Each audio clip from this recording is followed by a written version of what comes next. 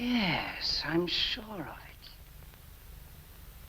What a shame the artist is dead. You'd have convinced him to put a light in that window. We don't need the artist for that. No? Well, you don't mean to suggest that... You could do it. With my little paint and brushes? You won't need paint or brushes. What do you mean by that? Come closer to the painting. Have you ever taken a really good close look? I don't mean simply to the point where you can see the swirls and little hills and valleys of paint. I mean close enough to get to the very heart of the pigment. It can be done, Mr. Jarvis. Your eye has traveled up this road 1,000 times. Now let's travel up it together. All it takes is a little imagination. And you are a man of imagination. See how the road yawns out invitingly beyond the frame. Feel the cold dampness of those walls. Brush past the dead, dry fingers of that tree. Push through those mysterious banks of whirling mist. Ah, see how fresh and bright the flowers look. Nothing very mysterious about them. Ah, but Mr. Jarvis, now this is what I really want you to look at. Would you step a little closer, please? That's it. Now just look at that door. You'd feel that all that I would have to do is to raise my stick and knock, and it would sound like...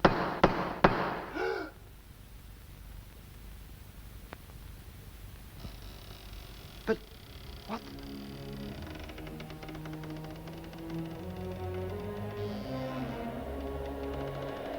Shall we go in? Don't be shy. Painting and film have a complicated relationship. We're very familiar with scenes which lift things from real-world art, elements of colour or composition, costume, though they have to account for a three-dimensional world placed in front of a lens, lit by real light. Films have to fiddle with the image to fit the aspect ratio. And, of course, they add in motion. Jean-Luc Godard's Passion is about a director struggling with all this, the stillness of art and the messiness of life. Referencing paintings can have mixed results, often depending on how recognisable or well-known the original is. Sometimes it's not that obvious, but other times the director's definitely hoping the audience gets the reference. Paintings are also a handy way to create a sense of period, but blatant anachronism can be just as effective. Referencing paintings can be a kind of shorthand, or it can be deeply intertextual, playing tricks with the audience's memory. It's inevitable that one visual language would steal from another, but we tend to talk much less about how paintings are used in movies, either as visual aids or as integral elements of the story. This can be divided into two basic categories: paintings from our real world made by real artists, and fictional paintings created solely and specifically for production. But as we will see, the line between the two can be just as hazy as the line between fiction and reality.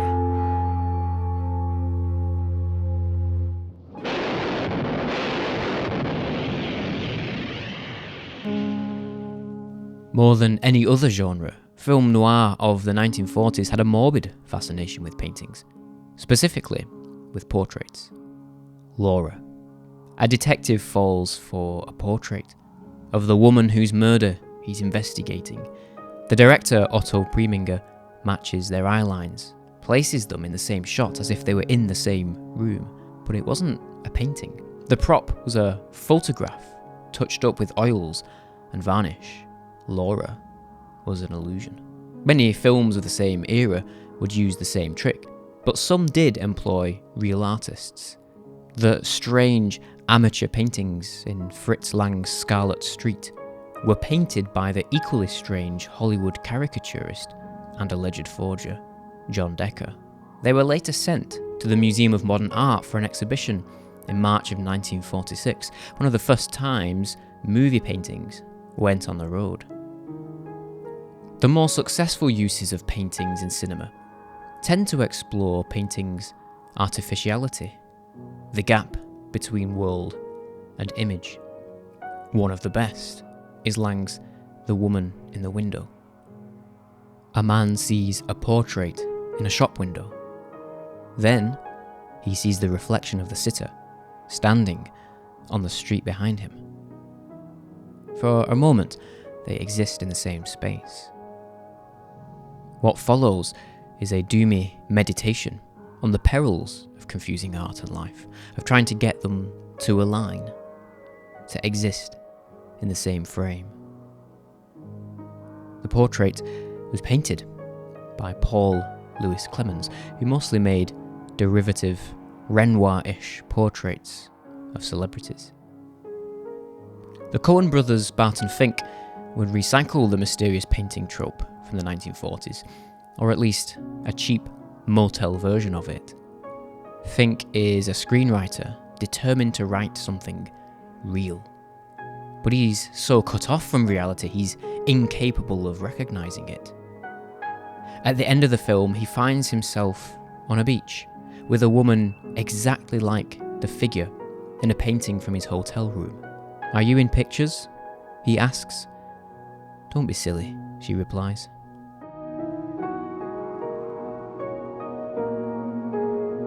The mysterious portrait was essentially imported into Hollywood from Gothic literature.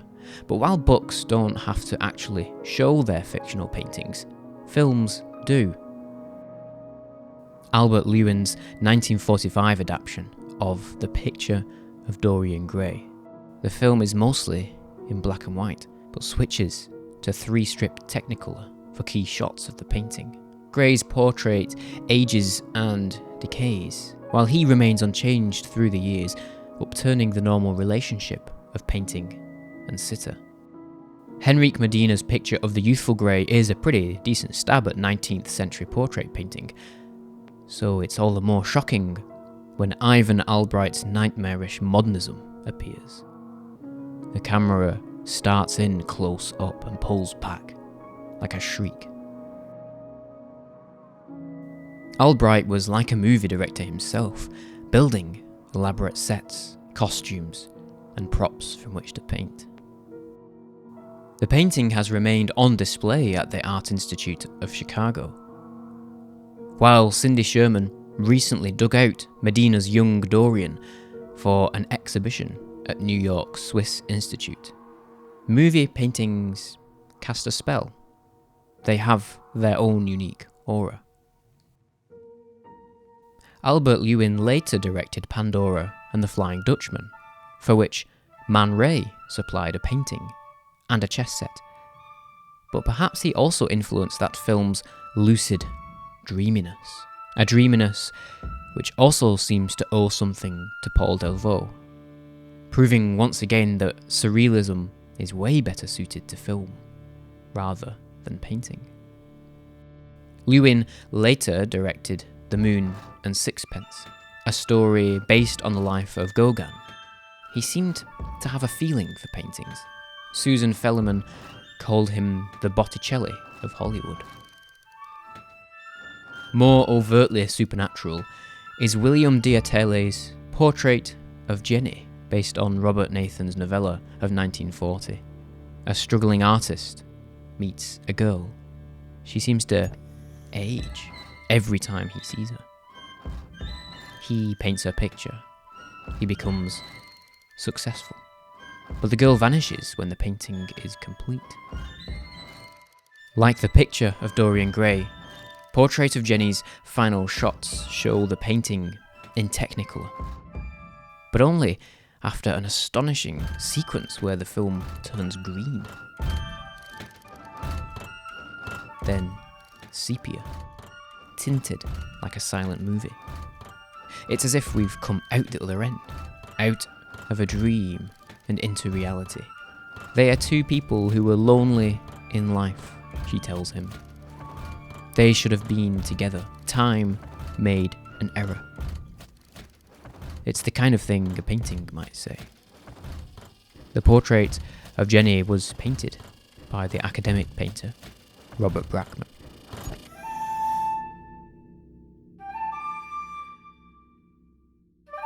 Somewhere between noir and Gothic melodrama, we find Alfred Hitchcock's 1940 adaptation of Daphne du Maurier's Rebecca. The ghost of the former Mrs. de Winter hangs over the unnamed heroine. Her things haunt the house. There's a costume ball. The jealous housekeeper, Mrs. Danvers, suggests she should wear a dress from one of the portraits to surprise her new husband. It goes horribly wrong. Rebecca de Winter wore it the night she drowned. It's a relatively early film from Hitchcock, but he would return to people playing sick games with paintings nearly 20 years later. As the 40s moved into the 50s, the mystery portrait began to feel like a cliché, but Hitchcock would return again and again to paintings as storytelling devices, using them in surprising and inventive ways. The Trouble with Harry, an atypical, light-hearted comedy, but death is still at the centre of it all. Sam Marlowe is an amateur artist. The owner of the village post office tries to sell his paintings by the roadside.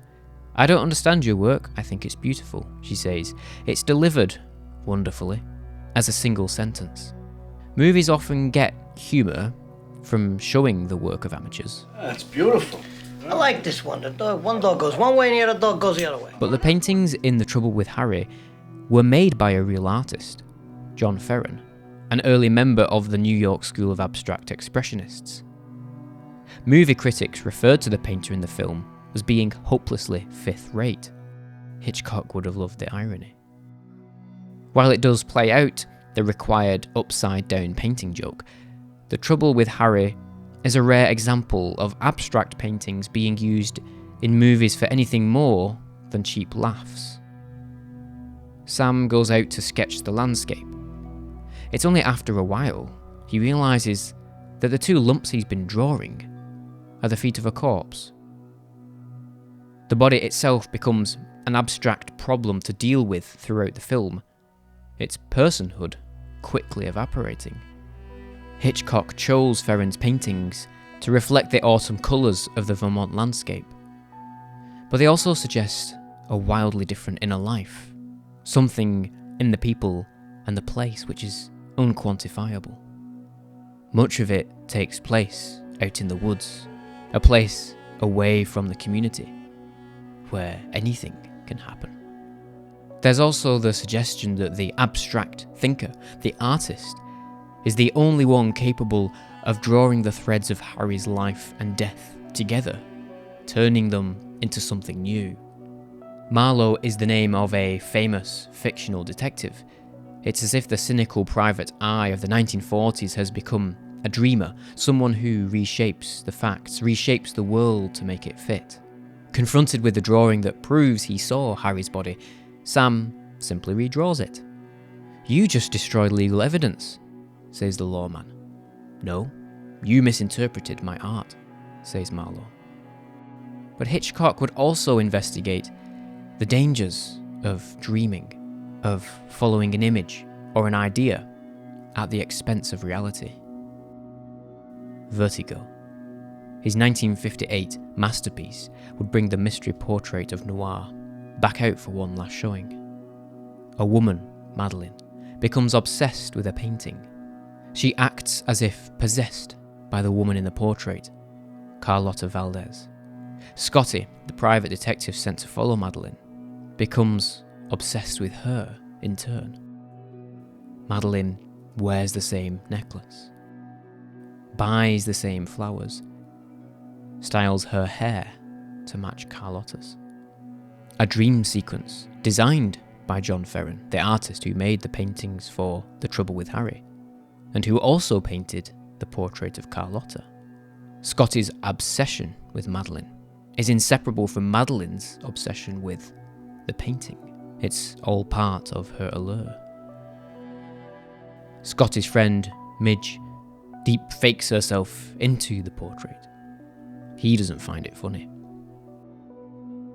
When Madeline dies, Scotty tries to bring her back in the image of another woman, Julie.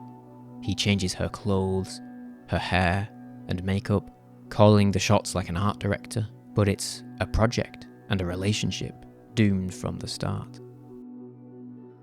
Madeline was a dream image, a ghost, a fantasy.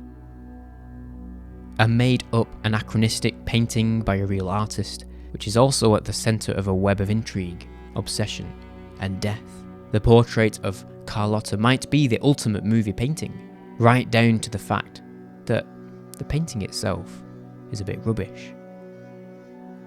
In some ways, Vertigo is a bleak retelling of Portrait of Jenny, but its lineage stretches all the way back to Lang's Woman in the Window. Middle-aged men trying to recapture the brief moment where world and image aligned. Unlike the creepiness of Scotty stalking Madeline at the Legion of Honor, the picture gallery can also be a place to meet cute. All the Vermeers in New York is a charming mirroring of art and life, but it's also a deeply sad film. The close-ups and longing looks normally used for romantic scenes are given over to people looking at pictures on the wall. It shows looking at painting as something intimate, more intimate than the characters ever get. They are too wrapped up in themselves or in art.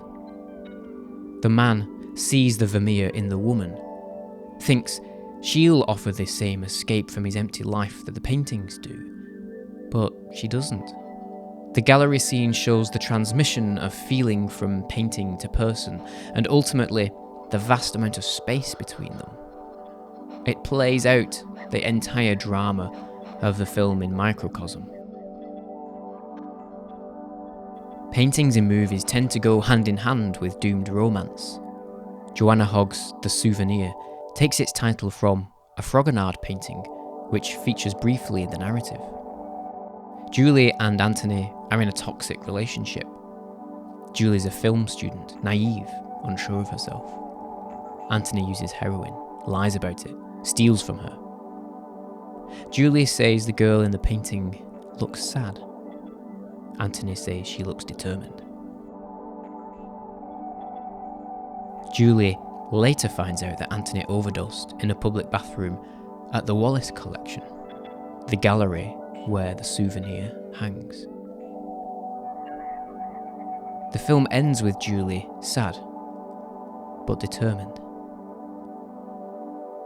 The Souvenir echoes Fragonard's painting in its pearlescent cinematography, finding something of 18th century France in late 1980s London.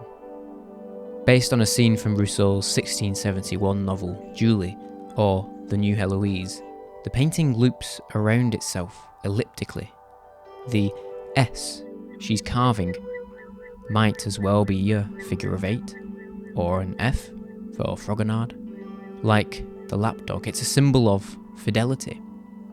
But how loyal is she being to herself? She's become a formal profile, like a silhouette in a locket. The tree curls back on itself, as if to enclose her in the picture's shrinking universe. Is she sealing her fate? Or saying goodbye, letting go, walking away? Hogg's film teases out these ambiguities through its own narrative, exploring the painful payoffs between art and honesty in one of the most thematically congruent uses of painting in cinema. It's also where movie paintings start to be less about men's obsession with paintings of women. From the teens and into the 2020s, paintings have made their way back into movies, but with the gender dynamics constantly shifting and reshaping themselves. Charlie Kaufman's I'm Thinking of Ending Things, a scene from every artist's worst nightmare, A woman has to explain her work to her boyfriend's parents. The father says he likes paintings that look like photographs. She says she tries to paint interiority into her landscapes, joy or sadness. He asks how a landscape can be sad if there's no people in it being sad. The film answers that it can be very, very sad indeed. I'm Thinking of Ending Things is a rare instance of landscape painting rather than portrait being at the heart of the mystery. Landscapes in film tell us that it's the world which is not what it seems, that it's the people on the other side of the painting who aren't what they appear to be. She finds exhibition posters in the basement. They look exactly like her paintings, but there's someone else's name on them. She quotes Oscar Wilde, "It's tragic how few people ever possess their souls before they die. Nothing is more rare in any man," says Emerson, "than an act of his own." It's quite true. Most people are other people. Their thoughts are someone else's opinions, their life is a mimicry, their passions a quotation. She finds not-so-great copies of the paintings from the posters. They're signed by her boyfriend, Jake. I'm Thinking of Ending Things turns a series of inversions on the mystery painting trope, continually pulling the rug out from under us.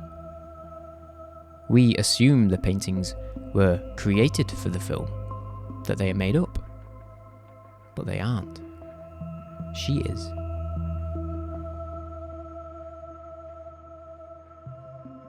The most elaborately staged, made-up painting in cinema shows up in 2021's The French Dispatch, an anthology of New Yorker-inspired magazine articles.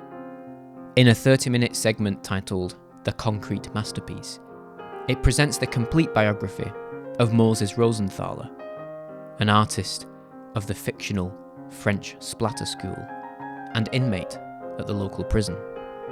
The director, Wes Anderson, the great cinematic lover of stuff, seems just as interested in all the things that orbit painting: lecture halls, modernist museum buildings, posters, books, invitation cards, weaving in real-world things like the font from the Guggenheim and an homage to the lectures of Rosamund Bernier. The French Dispatch also, again, uses the black and white to colour reveal for the paintings. Anderson got the idea from Emile de Antonio's great 1973 documentary, Painters Painting. A film which finds a subtle vein of deadpan humour in the gap between the art and the stylishly drab oddballs who make it. You consider yourself a painterly painter? Very much, yeah. What does painterly mean? Well, that you can see it's done with a brush. Anderson had Rosenthaler's story rattling around his head for a decade. But it needed all the details, all the style to sell it. A film about style and substance, about style as substance. The French Dispatch ends up being truer than most artist biopics. It even has time for a still life, with this literal lightbulb moment. Still life is a rare genre in movie paintings. Mainstream films prefer people and movement, but Anderson also loves stasis and things. Artist Sandro Kopp developed hundreds of paintings for the film. They've been shown in multiple exhibitions. Kopp said he's probably going to continue to explore the kind of painting he made for the film. Surely, the first time the requirements of a movie plot have diverted an artist's practice in the real world. The French Dispatch subverts expectations in that the authoritarian muse, Simone, calls the shots, takes charge. She's the prison guard who also runs the hobby club. Simone is both his jailer and his salvation. Yet, it's still the story of a man fixated on painting a woman. Celine Sciamma's portrait of a lady on fire totally upturns the conventions of cinematic portrait painting. A young painter, Marianne, arrives at an old house off the coast of Brittany. Eloise, the daughter of a countess, has refused to have her portrait done. The last painter, a man, left in defeat. Posing as her walking companion, Marianne paints her in secret at first. But this also ends in disaster. Only when Heloise consents to sit for her portrait, studying the painter as intently as the painter studies her, do things improve dramatically. Eloise is one of the few women in movie paintings to look back. It's almost a Beauty and the Beast story. Heloise embittered, cold, like her drafty house. Marianne bringing life and warmth while the painting lasts. The film continues the tradition of movie paintings being a bit off. The brushwork is extremely free for the 1770 setting, a little too angular and graphic, the colours a bit too shallow. But this is an intentional part of the film's alternative feminist history. Sciamma said she wanted a contemporary artist from the beginning, not a copyist. The anachronism makes them pop. They are paintings which are somewhat forbidden, which cannot be. Even the cinematography references painting slightly later than the time in which it's set, synthesizing elements from Friedrich Kobe.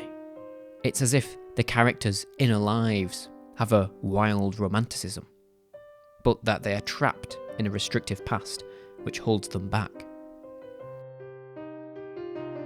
The painting has to be done in time for Heloise's arranged marriage. It can't last forever. They recite the story of Orpheus and Eurydice, the fable of images and lost loves which haunts Vertigo and Portrait of Jenny.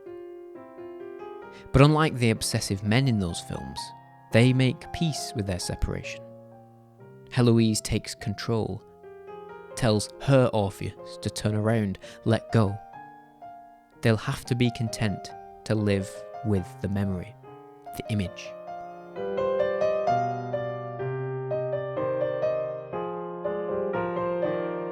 Ironically, all the portraits in the film were painted from photographs. Artist Helene Delmar later showed them at Galerie Joseph in Paris, and she also made additional paintings for the Criterion edition of the film, working more freely in her own manner. Recent years have seen the biggest burst of paintings in movies since the 1940s, which makes sense with issues of identity and representation at the centre of culture. Like Portrait of a Lady on Fire, Nia DaCosta's 2021 remake of The Candyman would use paintings to ask questions about what stories we tell and who gets to tell them. The film follows a young artist as he navigates the uneasy world of white gallery audiences and depictions of black trauma. Paintings by Cameron Spratley and Sherwin Ovid show his unravelling psyche. Here he's filmed from below, like Jack Nicholson in The Shining. He's painting a self-portrait. They are the most overtly horrific movie paintings since Alvin Albright's portrait of Dorian Gray in 1945. But movie paintings don't have to be gruesome to be disturbing. They can show how a character sees the world, how they see themselves, and sometimes there's nothing to see at all.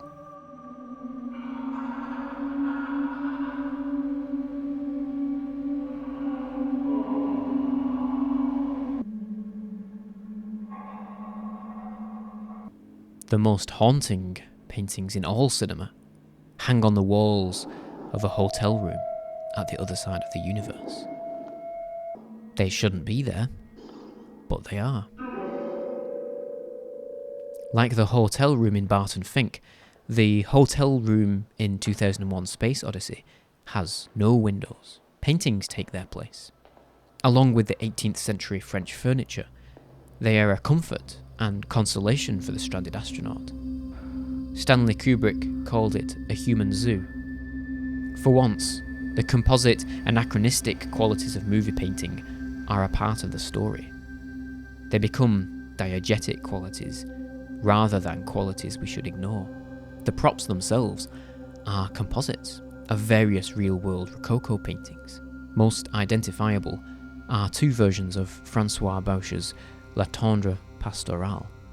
Why these pictures? Perhaps because there's an inherently meaningless genericism to them in the first place, a certain emptiness, and yet there's still the need to reach out, the need for contact, communication. Painted by mysterious hands from fragments of half-remembered images, the paintings in 2001 speak the language of all movie paintings, but in the background, silently watching. As with all movie paintings, they are a lot like the paintings in our world, but they're not.